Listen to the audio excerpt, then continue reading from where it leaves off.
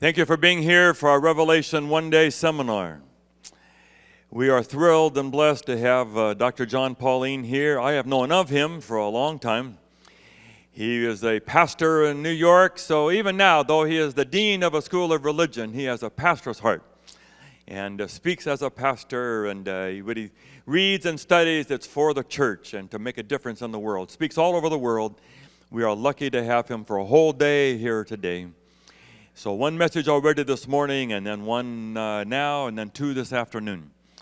So I just picked out a few of the books from my library as quick as I could go through them. He's written many more than this. He's had a theme and a passion for the last days, and the truth for the end time is maybe one of the first ones I read.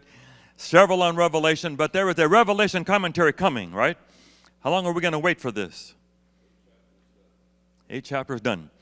So the clock is ticking. We need this. How can Jesus come until your commentary is done? We have a little TV show that we do together. It's called GPS, if you ever get it, from LOBN. And so I ask some of the questions, and then he and Sarah answer all the questions. And Tony has come a few times. We have some others. So every few weeks we go to Loma Linda, and we spend 2-3 hours and tape some shows. And we're just thrilled that he can be here with us today. But Pastor Sarah has been part of the family for a long time, so I said, Sarah, you come and introduce him the final introduction. So, poor guy has to have me introduce him twice. I have grown up calling him Uncle Jon. He is my dad's college roommate, so I don't know how much further back they could go. They hung out in New York. They did all sorts of shenanigans that I grew up hearing these epic tales about and then told, don't ever do those, you know? And I'm like, you can't tell me these amazing practical jokes you guys have done and then tell me I can't do them. But these guys are out of control. They were college roommates. And whenever we would travel, you guys know I grew up overseas, and every time we'd come to the U.S., I just always knew there was one home we would be in, at least for some time. And it was always nice to know that we had a home in the U.S. And so Uncle Jon and Aunt Pamela and their kids, Tammy and I, looked very similar when we were younger, and so we would always get mixed up when we would go places together. His daughter, Kimberly, you guys have gotten to meet a couple times. She's come up here to do some announcements because she's a health nerd. But Uncle Jon is one of those people that is just absolutely phenomenal because you can ask him anything. And as someone who always questions everything and wants to know and doesn't truly buy into everything all the time, it's really nice to know I have someone in my life and someone that is so educated with multiple degrees that I can be like, so dumb question, but, and he actually answers them, and he takes time to explain to me why, and he encourages me in ministry. And so I just am so excited to have my dear Uncle Jon here today to present some stuff that maybe I never really fully understand. So Dr. Jon Paulien, please come to your space.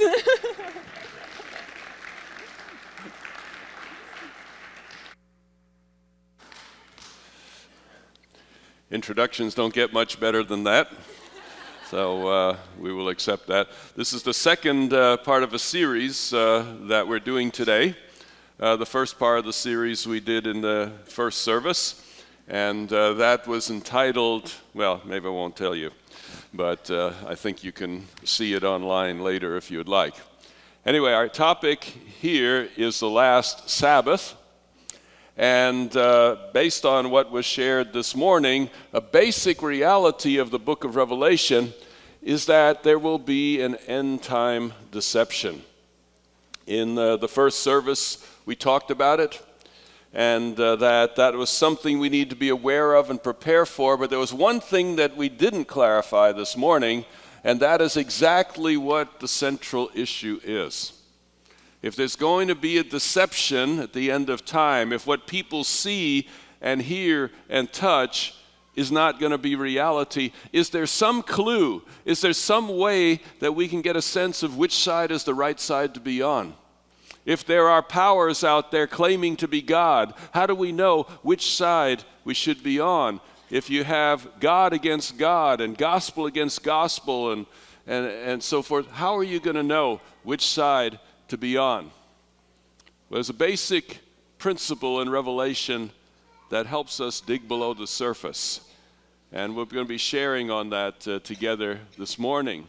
And that is that the book of Revelation is based on the Old Testament.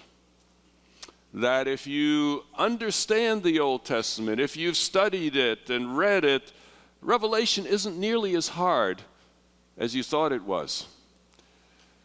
It's full of language, places, names, people that are familiar from the Old Testament. But there is a problem with all that. The book of Revelation never quotes the Old Testament. It never sits down and says, Isaiah 11:22. Okay, here's what we're talking about. Doesn't do that. Instead, it alludes to the Old Testament. A word here, a phrase there, sometimes just the barest of hints.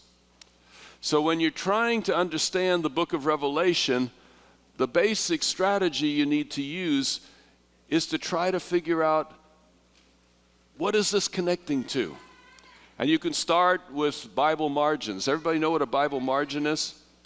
That's sometimes in Bibles, it'll have a little margin and it'll give you texts, Old Testament texts, New Testament texts that are parallel to the text you're looking at.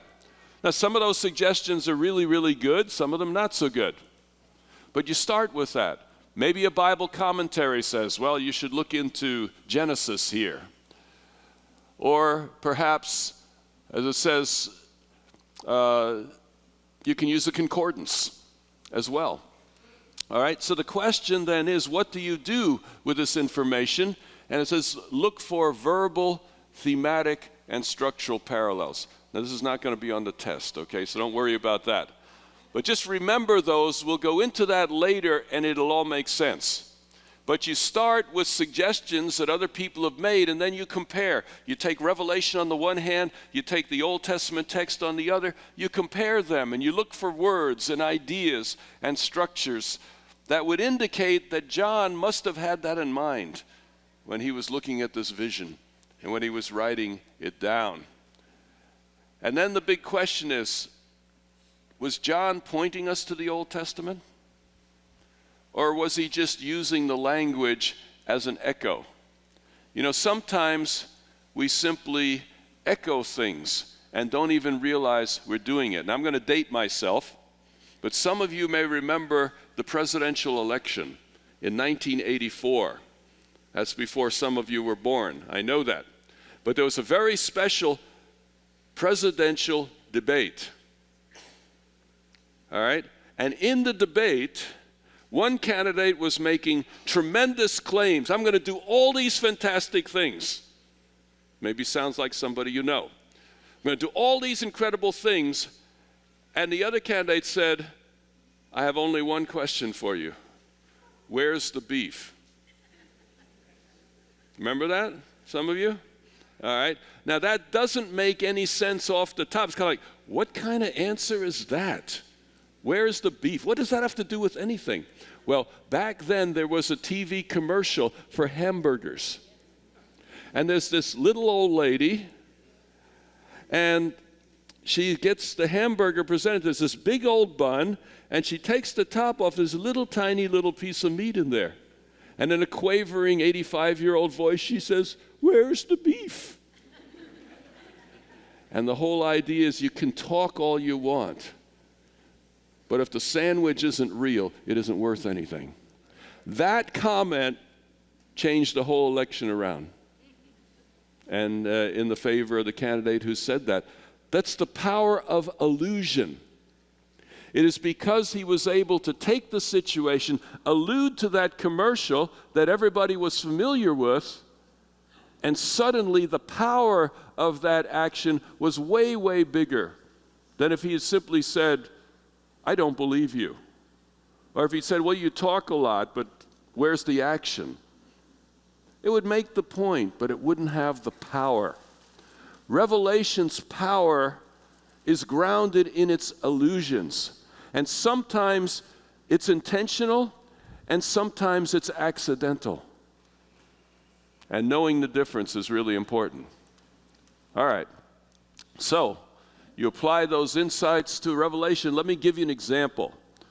All right, and the example is from Revelation 13, 1 and 2. That's something we mentioned this morning.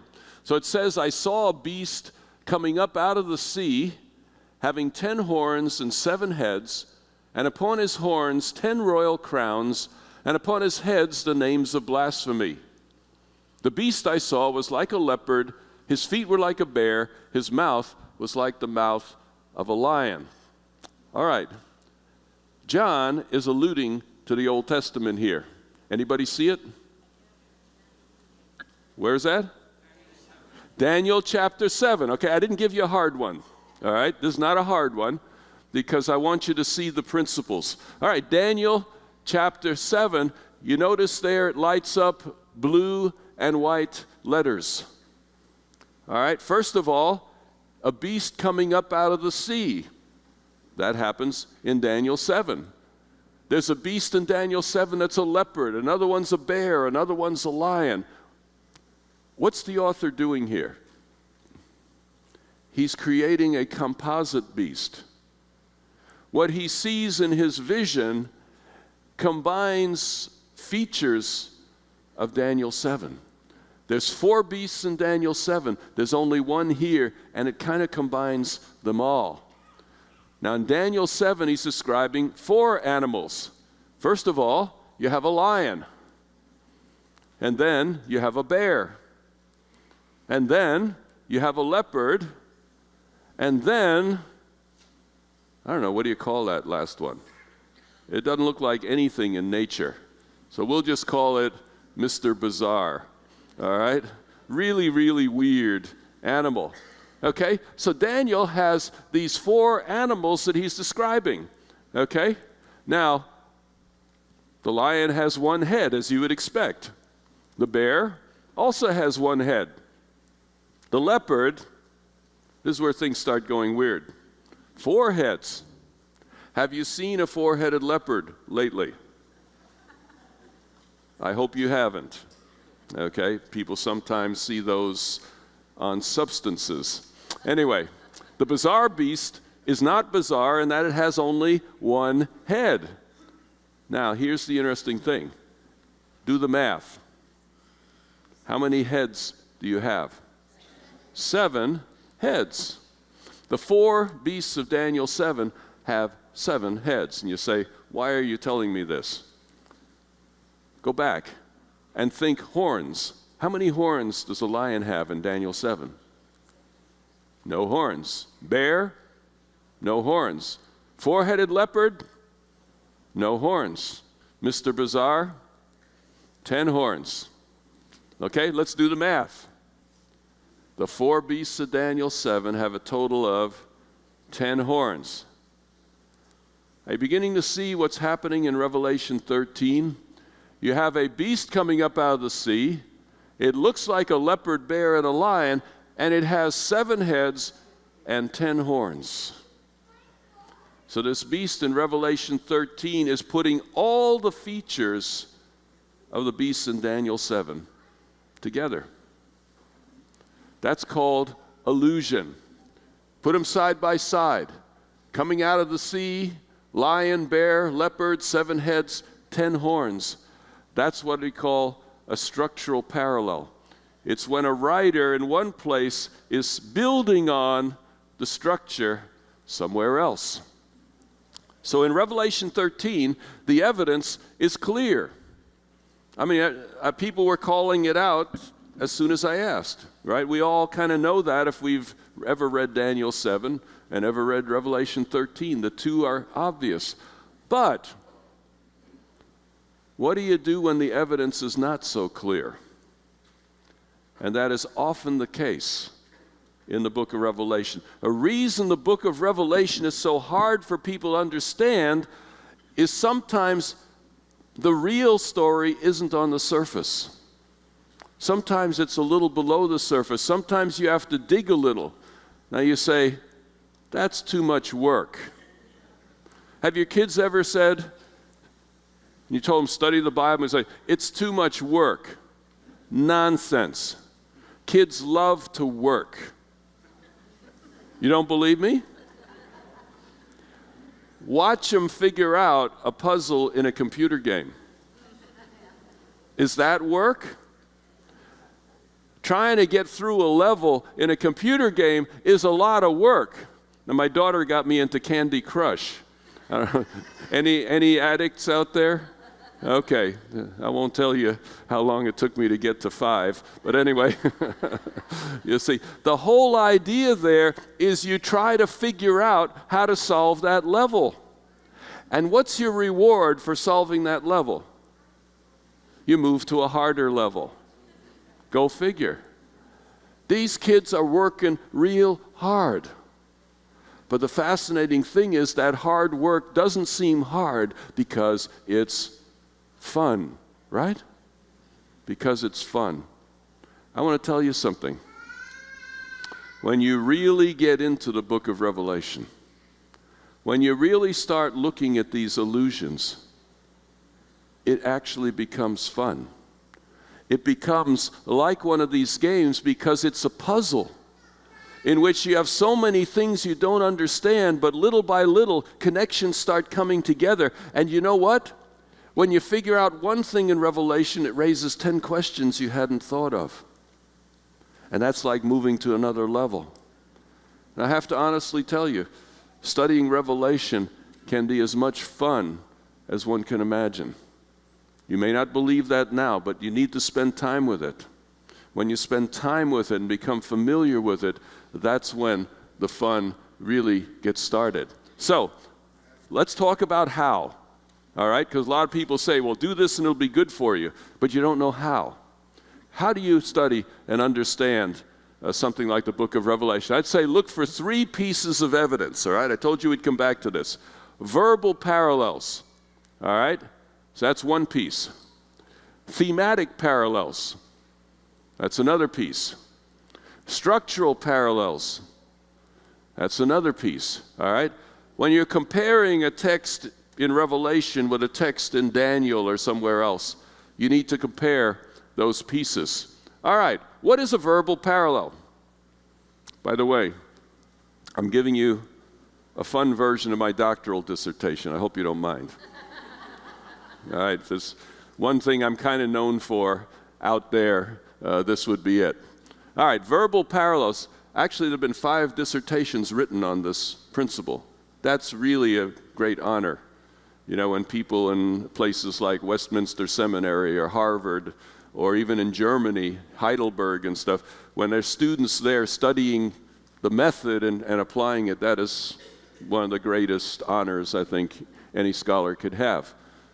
But let's do it for this audience today. What is a verbal parallel? Well, it's whenever there's 2 or more major words in common.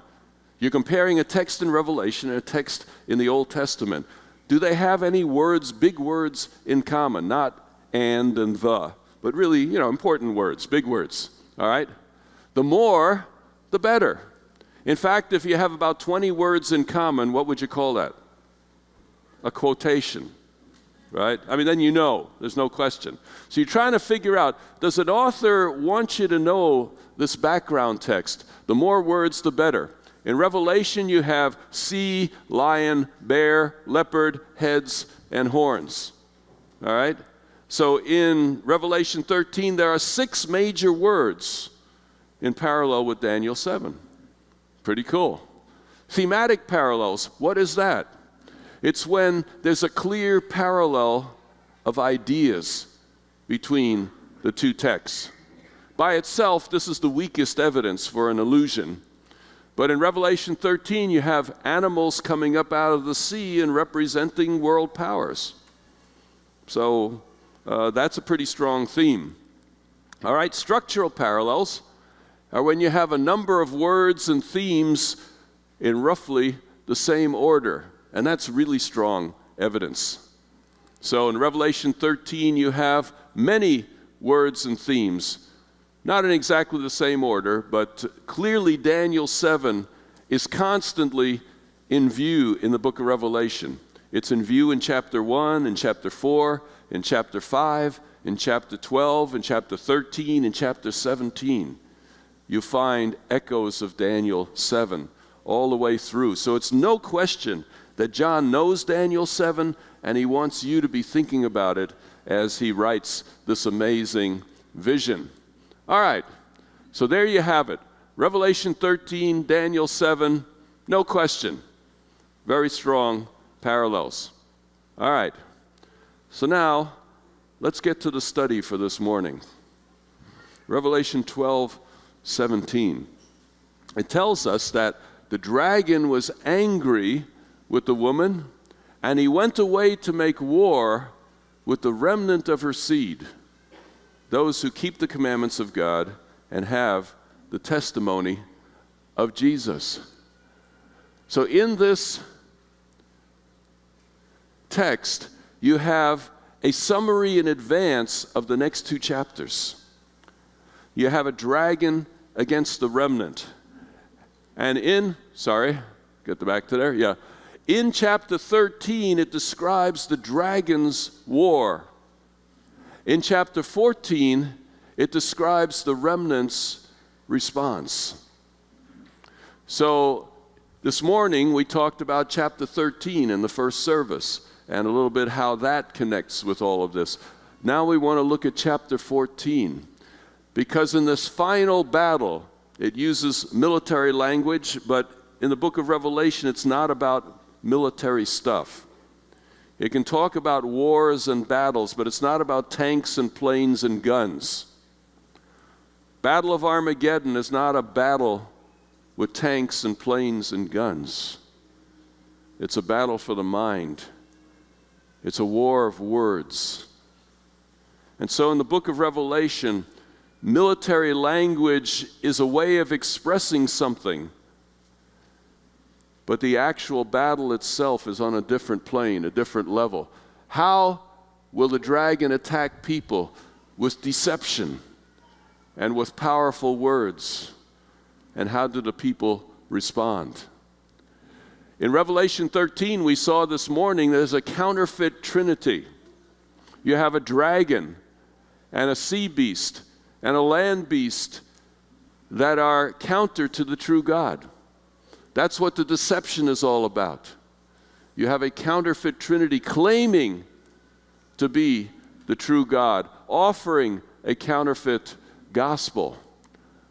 And you see in Revelation 13 that this unholy trinity desires to attack and destroy God's remnant people. And by the way, folk, this afternoon, just to let you know, we're going to have 2 sessions this afternoon on the remnant. It's one of the most controversial topics within Adventism today, trying to understand where do Adventists locate in the wider Christian world? Where do Adventists locate in the wider world itself? Is it an arrogant position? Are we claiming more than we ought to claim? The first session this afternoon is going to look at what the Bible has to say about the remnant. And then in the second session, we're going to get into some of the nitty-gritty issues of today's world. If God has called the Adventist people with a unique message, what do we have to say to today's world? What do we have to say to the war between Islam and Christianity in today's world? Has God sent us to say something significant in today's world, or is this a message that made more sense 150 years ago? We're going to tackle some of those tough questions, and I dare suggest you may be surprised by some of the answers. So that's just a little commercial for this afternoon when we talk about the remnant. But right now the question is, how can the remnant, how can people who want to be faithful to God in today's world, how can they know this deception has arrived? Is there some kind of marker that you can look for that will prepare you for that time? Whoops, just heading backwards there, sorry. All right, let's go to Revelation 14, verse 7. Because it's at the heart of what we call the 3 angels' messages. And the first angel's message is the core of the message that Adventists have been given for the world. Fear God and give glory to Him, for the hour of His judgment has come, and worship Him who made heaven, the earth, the sea, and the fountain of waters. This is the last gospel message to the world. We don't have time to go into all of it. Fear God doesn't mean to tremble with fear. It means to respect and honor God, to take Him seriously. Giving glory to Him has a number of powerful and important implications. The hour of judgment is one that we could talk about another time, but the crucial one here is worship Him who made heaven and earth, the sea, and the fountains of waters. If you have a counterfeit concept of God and a true concept of God, but the two are in clash, how do you know which one is speaking for the true God? How can you tell the difference between the truth and the counterfeit? The key is worship. But how do you know who to worship? You've got more than 1,000 denominations in North America alone. You have many, many religions aside from Christianity that are followed by millions of people. How do you know where the truth lies at a time of deception? Revelation 13 and 14 leave us in no doubt. They worshiped the dragon because he gave his authority to the beast. They worshiped the beast. The final battle is a battle not with tanks and planes and guns. It's a battle over worship. And in that final battle, there'll be people worshiping the dragon and worshiping the beast from the sea. Everyone who lives on the earth will worship him. Revelation 13:12, he will cause the earth and those who live in it to worship the first beast.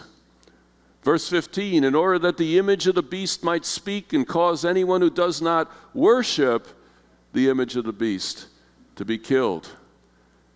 In fact, in Revelation 14:9 again it says, if anyone worships the beast and his image, those who worship the beast and his image. So you see that in this final conflict, Revelation 13 and 14, the issue resides over worship.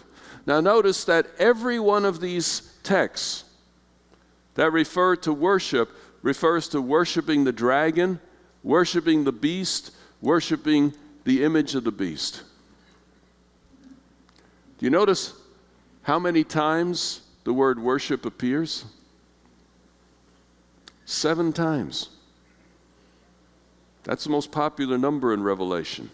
That's the most crucial number in the book of Revelation. It's the number of completion and perfection. As I mentioned this morning, in the last days of Earth's history, things will not be as they seem. People will see a manifestation of God's power like they've never seen before in history.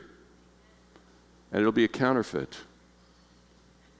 And they will worship the counterfeit. That's the story of Revelation. The issue in the final crisis of Earth's history is clearly worship. 7-fold mention. 7 times in Revelation 13 and 14, there's a call to worship the dragon, the beast, or his image. Only once in these chapters is a call to worship God. What does that tell you?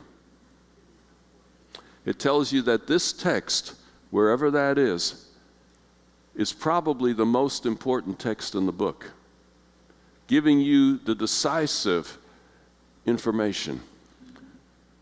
Worship him who made the heaven, the earth, the sea, and the fountains of water.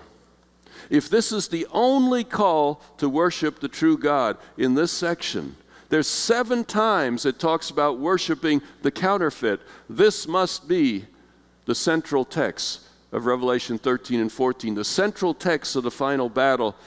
Yes, the central text of the entire book of Revelation. Here's where we discover something interesting. It says, worship him who made the heaven, the earth, the sea, and the fountains of waters. Does that remind you of anything? Exodus 20. And verse 11 says, "In 6 days the Lord made the heavens and the earth, the sea, and all that is in them, but he rested on the seventh day." Here's the amazing thing that the Seventh-day Adventist pioneers discovered. You see, the core of the Adventist prophetic message is not what it is because people made it up. The Adventist pioneers studied the book of Revelation with great care, discovered that it had a significant message, and then said, I think we ought to align ourselves with that message. If the message of Revelation, we're going to look at it very carefully this afternoon as well, if the message of Revelation sounds like Adventist theology, it's because Adventists got their theology from Revelation, not the other way around. And so if Revelation is truly a book from Jesus, and if it's truly particularly of value at the end of time, we need to take it seriously. At the heart of Revelation, at the very moment of the decisive text comes along, there's an allusion, I believe, to the fourth commandment. And that, I think, would be significant. The ideal response to God's final call to worship is a call to remember the Sabbath day. In the final crisis of Earth's history, at a time of great deception, God's people will recognize where the truth is and where the counterfeit is by how they relate to the day of worship. Now, people may wonder, what an arbitrary kind of a thing. I mean, there's no difference between Saturday and Sunday. The sun shines on each day, the rain falls on each day. Astronauts going around the earth won't see any difference in those days. Why make that an issue? Evidently, it is a very important matter because it's embedded right in this crucial text. And we'll come back to that question at the end. But you know, I published this in a scholarly publication and got a protest. There were people out there that said, you didn't do your homework. You didn't notice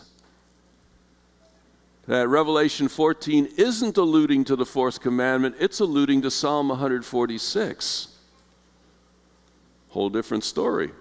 That's the beautiful thing about scholarship. Fritz Guy, who teaches at La Sierra, once told me in class when he was at the seminary, he said, scholarship is kind of like running something up a flagpole to see if anybody salutes. And one of the beautiful things about scholarship is you can say all the stupid things you want, someone will correct it eventually. And so scholarship is kind of self-correcting. There are stupid things that can be said, but other scholars will correct it and get good publications that way. So they love to do that. And it kind of makes sure that the truth comes out. You know, I can claim anything I want about Revelation 14. But when you're part of a community of scholars, many of which are Roman Catholic, many of which are Jewish, many of which are other Protestant faiths, many of which are atheists even, you can't just talk nonsense. It's got to make sense. You got to be able to put two and two together. And so a protest arose. Revelation 14:7, really? Alluding to the fourth commandment? Are you serious? Psalm 146:6 has exactly the same language as Revelation 14. Now remember what I said? When you're dealing with illusions, what do you do when it's not so clear? Let's get into this one, because this is really important to us as Seventh-day Adventists. It's true. I have to tell you. Psalm 146:6 has the same phrase as Exodus 20:11. In fact, it is probably alluding to Exodus 20 itself. For in 6 days the Lord made the heavens, the earth, the sea, and all that is in them. Psalm 146, the maker of heaven and earth, the sea, and everything in them. So these are parallel texts. So who's John alluding to in Revelation? Exodus 20 or Psalm 146? Scholarly cases have been made both ways. You be the judge. Okay? You see how much fun this can be? Well, maybe you don't see it yet, but you will soon, all right? This can be fun because when you're dealing with smart people who know the Bible, you learn a lot of things. It's a very exciting process. All right, so let's compare. Revelation 14:7, worship him who made the heaven, the earth, the sea, and the fountains of water. Exodus 20, for in 6 days the Lord made the heavens, the earth, the sea, and all that is in them. You can see the parallel there, right? But then comes Psalm 146, the maker of heaven and earth, the sea, and everything in them. That's pretty close, isn't it?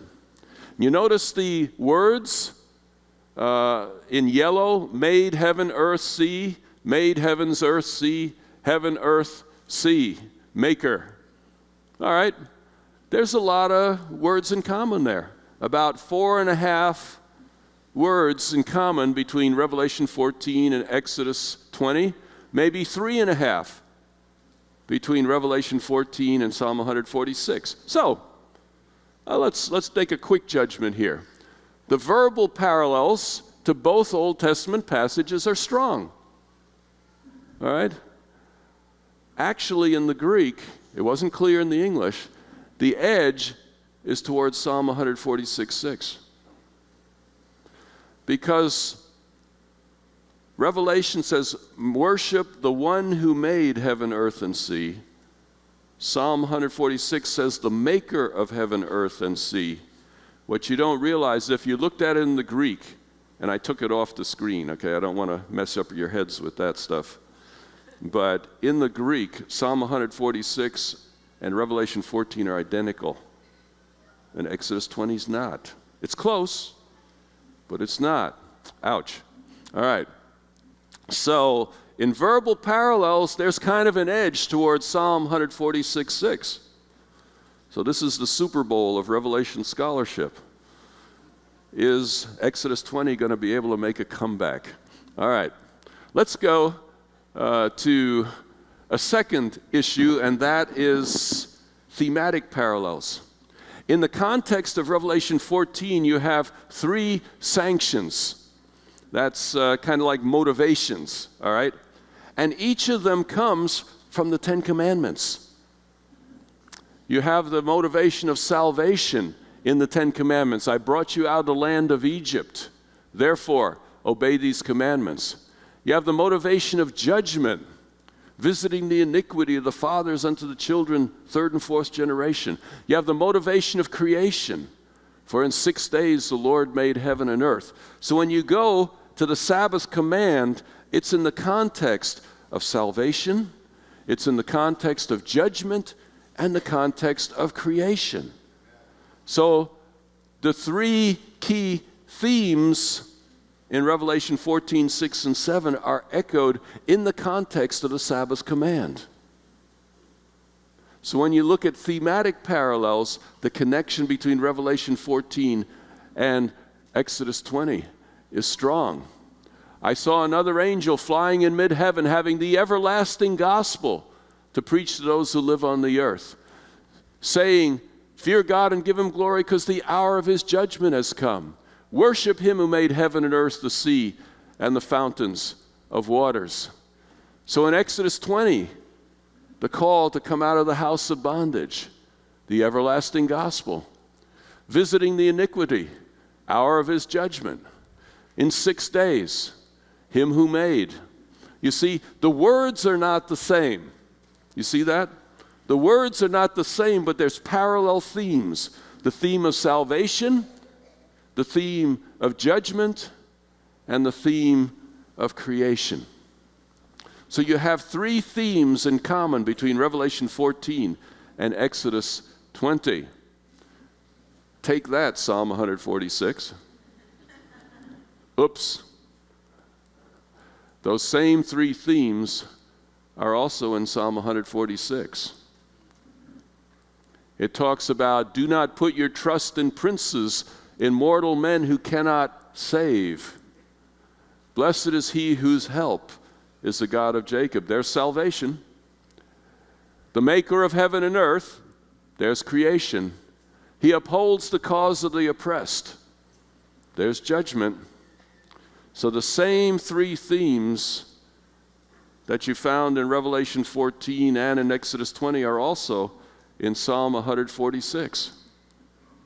So the thematic parallels to both Old Testament passages are again strong. But this time, I'd say there's a slight edge to Exodus 20. A slight edge to Exodus 20. The themes, I think, are a little tighter in the commandments than they were in Psalm 146. So basically, we're now at a tie. And the scholars of the world are holding their breath. There's one piece of evidence to go, and that is structural parallels. And structural parallels are really the strongest evidence in the end. Are there structural parallels between Revelation 14 and the Ten Commandments? First of all, it mentions the commandments of God. In Revelation 12:17 and 14:12, the commandments of God are mentioned. Worship. The first four commandments are all about our relationship to God, and they're about worship.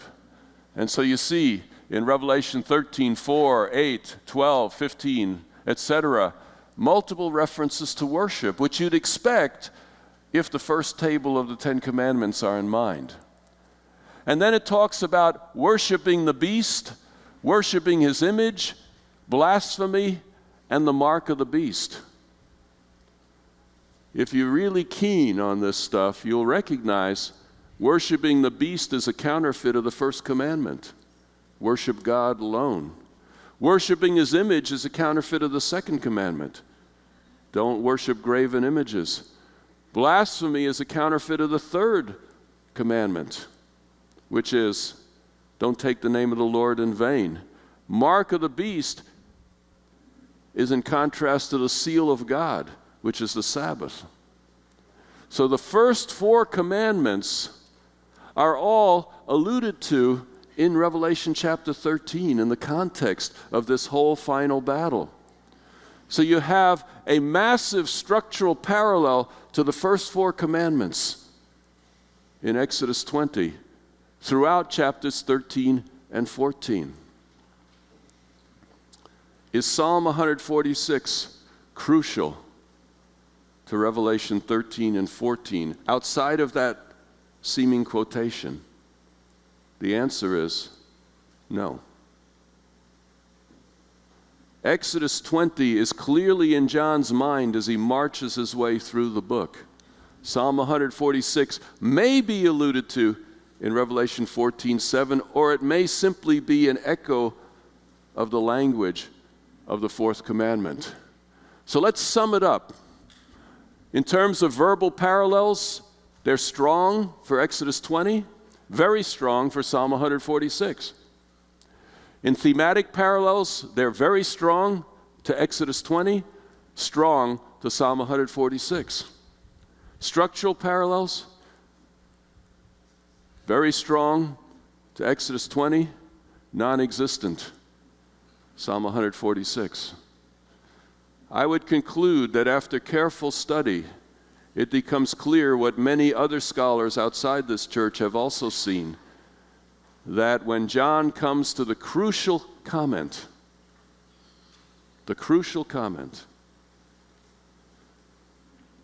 he's alluding to the fourth commandment. He wants you to remember the Sabbath day.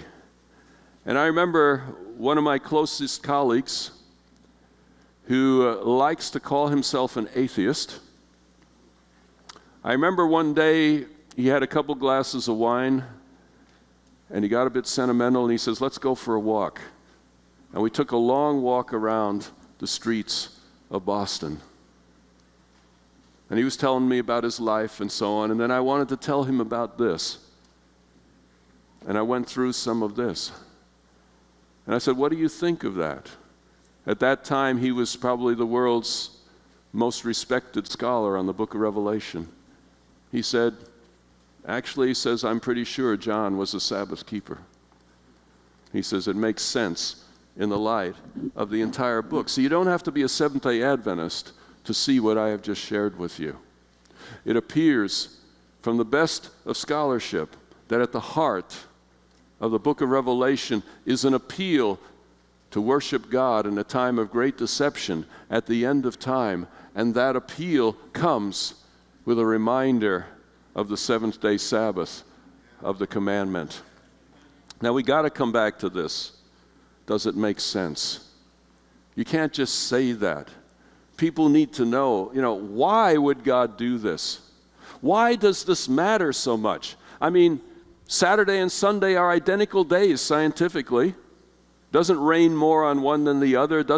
Sun doesn't shine more on one day than the other. Astronauts won't see any difference from outer space on one day or the other. Why would this be the decisive issue in the final crisis?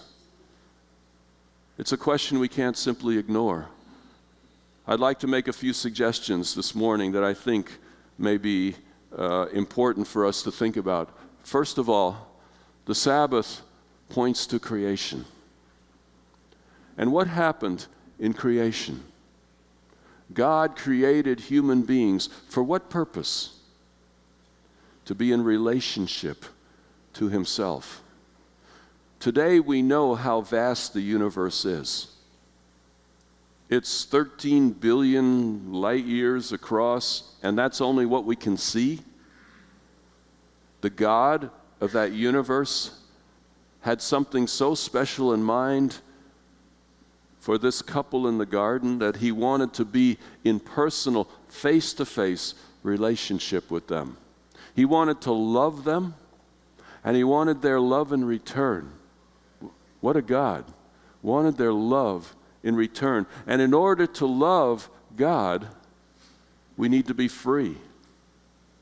No religious dogmatism, no ISIS, whether Muslim, Christian, or any other kind, telling people what they have to believe, telling people what they must do, telling them on pain of death to obey.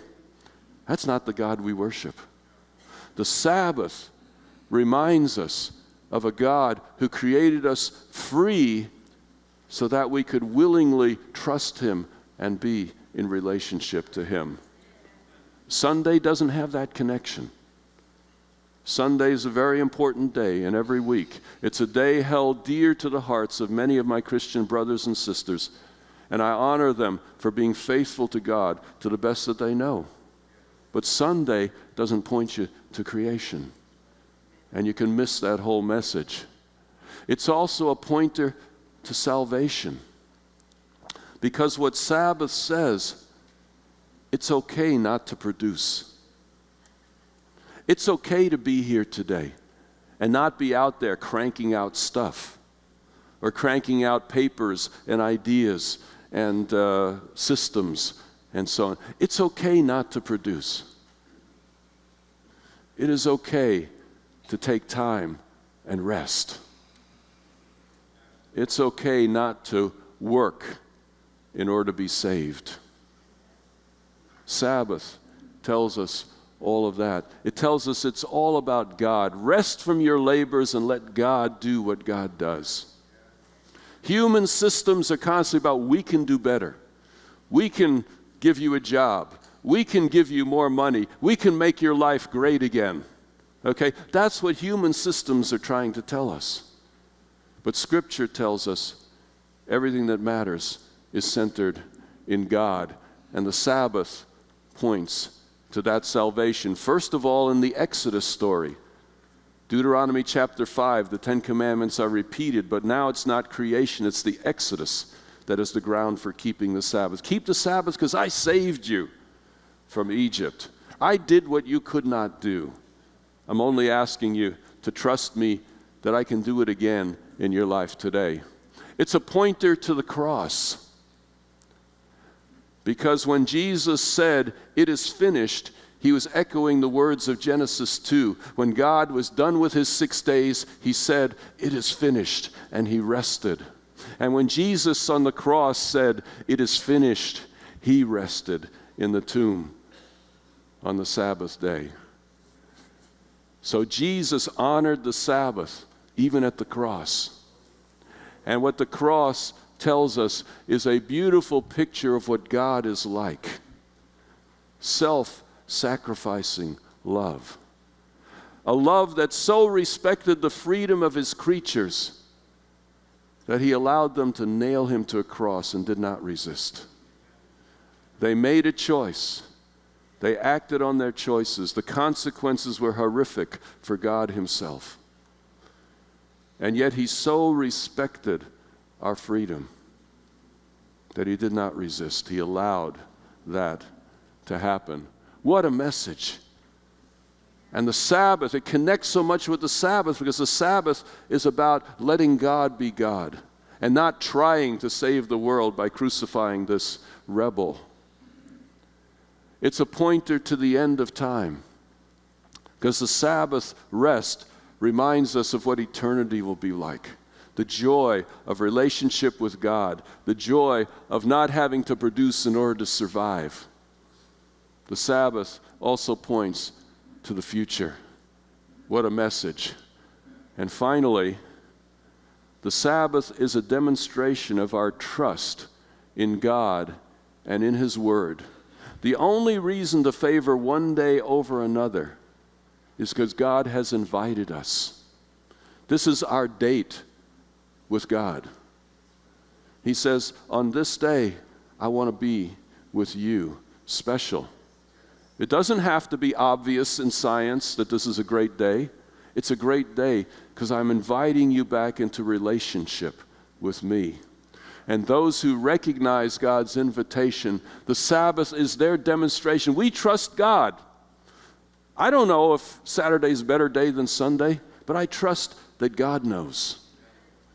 And I trust that God has all of this in mind, and that if I respond to him in this way, good things are going to happen. Does it make a difference? Does it make any sense? To me it does. And may God grant that as we move into the final crisis of Earth's history, as we face deceptions like we have never faced before, that we will remember that ahead of time, in prophecy, God has given us all we need to be faithful and to be on his side when that time comes. And my prayer is that every one of us will be together on that day. God bless you.